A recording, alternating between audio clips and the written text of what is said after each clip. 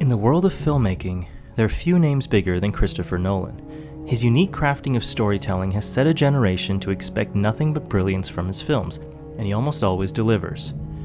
And in the world of intellectual properties, there are few names bigger than the dark, brooding Batman. Combine them together and you have one of the most successful, acclaimed, award-winning superhero movies of all time, 2008's The Dark Knight. What sets this Batman apart from many others is that care was taken to craft characters into complex beings that exude multiple qualities in one, and to create a film that cuts deep, evoking themes that are bigger than just light versus night or good versus evil. The entire movie plays as a psychological test, with Gotham City as the metaphorical mind, the audience watching to see if it will implode or continue forward.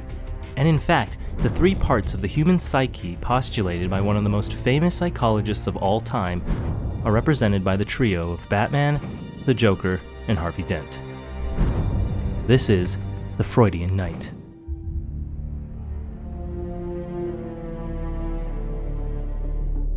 Sigmund Freud is just about the biggest name in the psychological sciences. He is revered as the father of psychology, even as some of his theories are now considered controversial. But of all his famous theories, there is none that comes close in popularity than his ideas from his essays Beyond the Pleasure Principle and the Ego and the Id. The introduction of the id, the ego, and the superego is a concept used to explain the three distinct unconscious and conscious aspects of the mind that influence each other in creating a whole person. And they are all utilized in the Nolan Brothers script in a fantastic way. First is the id, which Freud stated operates based on the pleasure principle.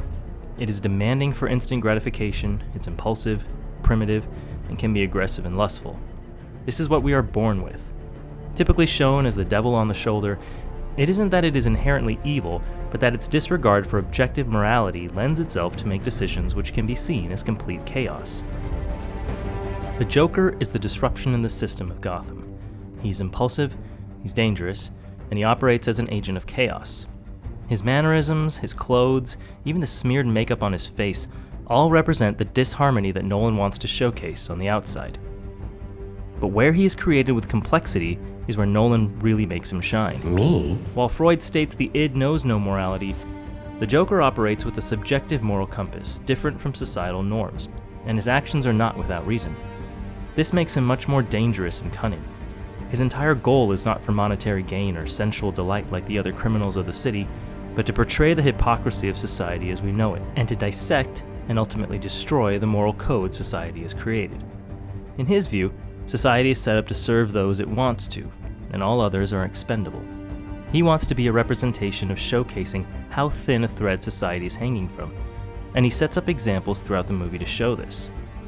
Whether it is society deciding who is worth saving over another, or trying to prove the weakness of the moral code that exists, the id embraces what Freud stressed as the death drive, the tendency for life beings to return to their innate state, to seek out activities that eventually bring its demise, such as aggressive or hostile behavior, at times created from past trauma. And in fact, the Joker does desire Batman to kill him, and he utilizes Batman's inability to do so to prove his point. By not killing him when Batman had the chance, the Joker is blaming Batman for the cause of subsequent death and destruction around the city. The Joker's warped thought processes line up perfectly well against the antithesis of the id, the superego. If the id is the devil on the shoulder, then the superego is the angel on the other side. In Freudian terms, the superego is the good that has been molded into someone, such as parents or society. It represents ideal morality and has a responsibility to compel those around it to make the right decisions. In the metaphorical mind of Gotham City, the superego is its very own guardian, Batman. Batman's continuous refusal to do the immoral thing resonates throughout the movie, and the suffering he endures from it places him as an idealist in which only justice is his motivation. What would you have me do? Endure, Master Wayne. Take it. They'll hate you for it, but that's the point of Batman. He can be the outcast. He can make the choice that no one else can make. The right choice. Freud stated the superego consists of the conscience and the ego ideal, with the conscience upholding that which is good and keeping at bay that which is not. What Nolan plays around with here is the ego ideal, the idealized self that a person aspires to be. And in this case, Batman's idealism comes back to haunt him. His strict adherence to not kill for any reason prohibits him from killing the Joker when he has a chance, and ultimately causes the death of many more people.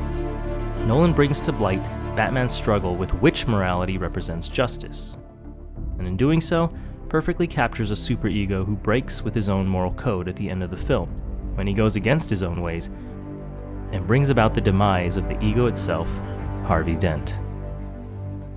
The sense of self, the mediator between both the id and the superego, lie in what Freud called the ego, finding balance between the two and maintaining order through morality and societal norms. And in Gotham, this of course is represented by Harvey Dent, the White Knight, the moral good for the city, keeping it from imploding on itself. Whereas Batman serves solely as a vigilante for justice, Harvey Dent serves to change the city's moral code. He may be idealistic at times, but he's rational and reasons to be the role model for the next generations. And he knows the limit of that power, now made famous by the iconic line, "You either die a hero, or you live long enough to see yourself become the villain." His sole purpose is to save Gotham, even turning himself in as the Batman, as are the wishes of the people, in order to save those the Joker says he will kill. However, his morality, in a tug of war between both the superego and the id, come to play after his true love is killed, and Dent's own face disfigured. Although set up by the Joker, the ego of Dent is brainwashed, and as the id visits him in the hospital, pulls him into blaming the police and Batman for her death, thus becoming the villain Two-Face, vowing revenge on those he otherwise revered. As the film showcases the literal battle between the id and the superego, Nolan gives us a sense of the fluidity of these roles.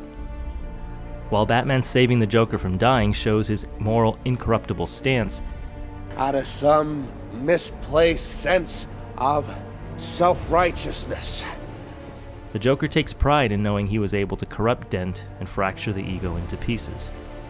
In a brilliant subversion of expectations, Nolan then takes the superego in Batman and shows it can also break its own moral code. After Harvey Dent attempts to kill Commissioner Gordon's innocent son, he is pushed off a building where he falls to his demise. Batman's code breaks, and the Joker ultimately accomplishes what he had set out to do. Nolan finishes the film by showcasing the idealism of the superego lives on, however, as Batman decides, for the good of the city, to preserve the reputation of Harvey Dent and take the blame for all of Dent's murders himself, so that the people of Gotham can forever have someone to look up to, and the legacy of hope will continue. And in doing so, the legacy of Freud will follow.